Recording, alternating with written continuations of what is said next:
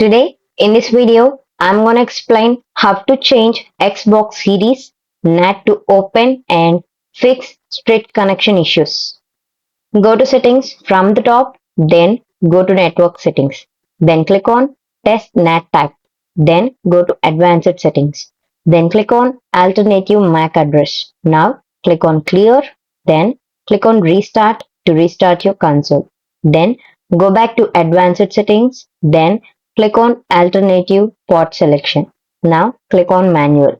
From the drop down, select the different ports. Then go back to network. Now unplug your Xbox and your router.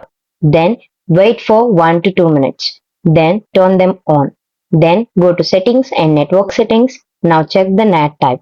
By following the steps, you can change NAT to open and fix strict connection issues.